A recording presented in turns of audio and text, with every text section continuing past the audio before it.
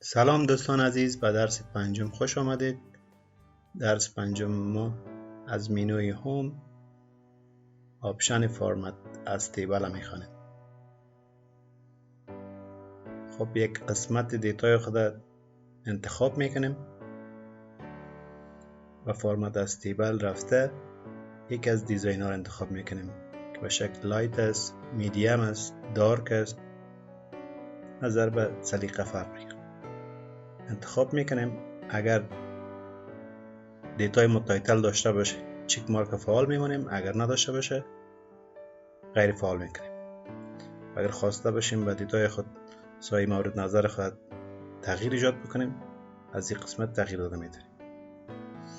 خب میخوایم یک تایتل داشته باشه، یک تایتل جدید برای ما ایجاد کرد که رینیم میتونه بشه.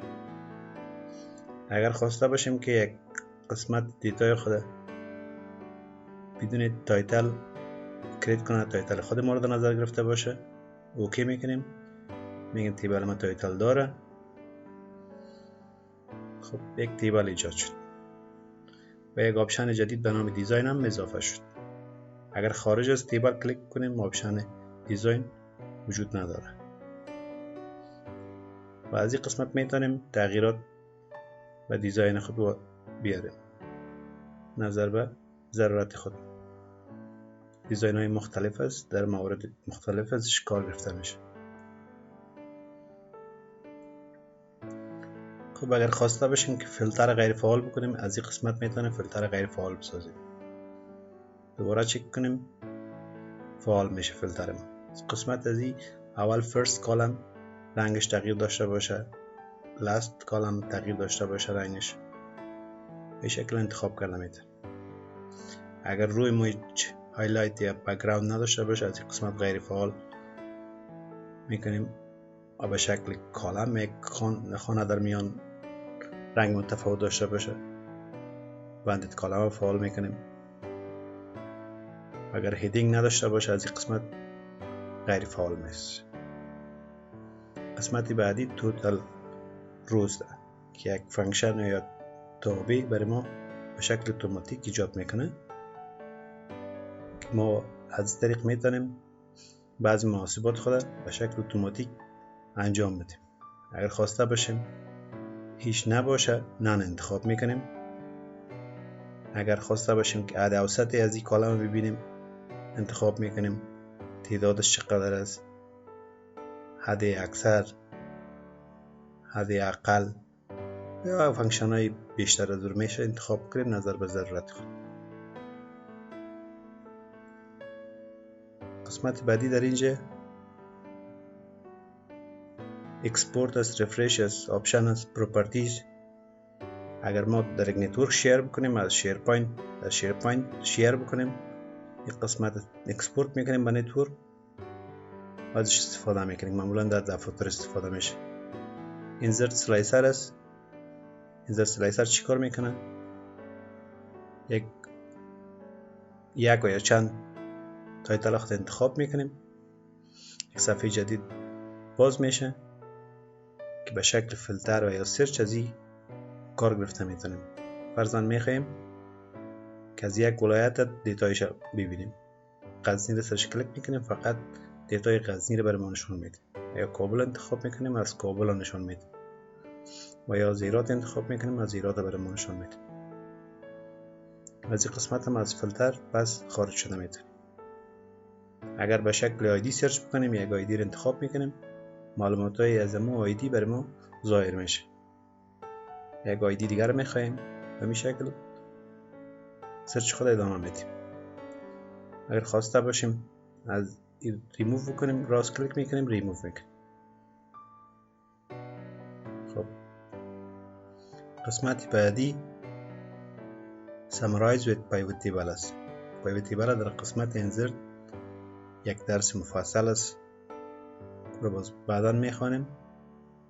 و قسمت ریموو دوپلیکیت هم در دیتا هست، در اونجا میخوانیم، در این قسمت هم میخوانیم. ریموو دوپلیکیت چی کار میکنه؟ نظر به تایتل که انتخاب میکنیم دیتای تکراری ما را اتوماتیک پاک میکنه. اگر آیدی رو انتخاب میکنیم، اگر آیدی دوپلیکیت باشه تمام معلوماتش پاک میشه. آیدی دوپلیکیت نداشتیم، دوباره انتخاب میکنیم.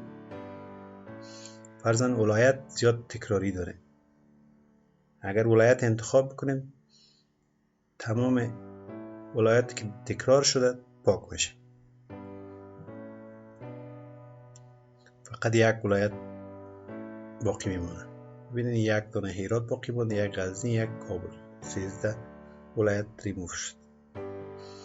که قسمت دوپلیکیت چطور پیدا بکنیم قبلا درس قبلی خوانده بودیم. دوستایی ویدیو رو ندیدن میشه ویدیوی قبلی رو تماشا بکنن. قسمت بعدی در اینجا کانورت رنج است. اگر خواسته باشیم به یک فرمت نرمال تبدیل شود، از این قسمت کار میگیریم، اوکی میکنیم. دیگه از حالت تیبل خارج شده، یک حالت نرمال به خود گرفت، دیگه تیبل وجود نداره و آپشن دیزاین هم نیست. قسمت بعدی اگر خواسته باشیم یک استایل جدید خود ما ایجاد بکنیم، نیو استایل تایپ،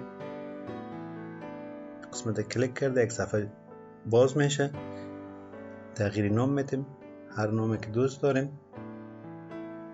همون چیزایی آپشن هایی که در اینجا بود ما از خودمون میشه تنظیم بکنیم.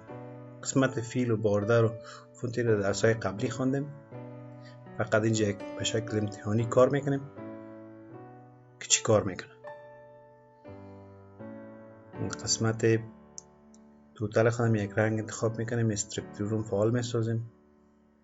خاطر یک مثال است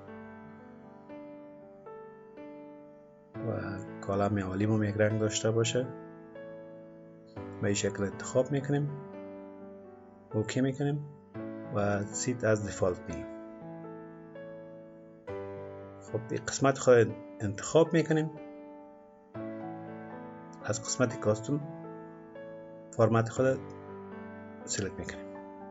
ما فرمتی که ما ساخته بودیم در این قسمت ظاهر شده.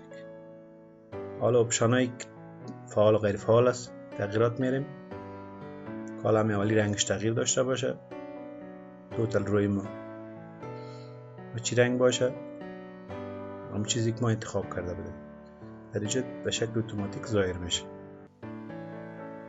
خب قسمت بعدی در اینجا استایل است که استایل های پیشفرض است. ما میشه از استایل ها انتخاب کنیم به شکل نورمال، بعد خوب، نیچرال میتونیم انتخاب بکنیم. ایدینگ ها رو میشه انتخاب بکنیم. همین شکل برای اعداد خود برای تکس خود میشه از استایل ها انتخاب بکنیم. برای از یک ایدینگ انتخاب میکنیم، ایدینگ دوم برای روی دومی خود انتخاب میکنیم.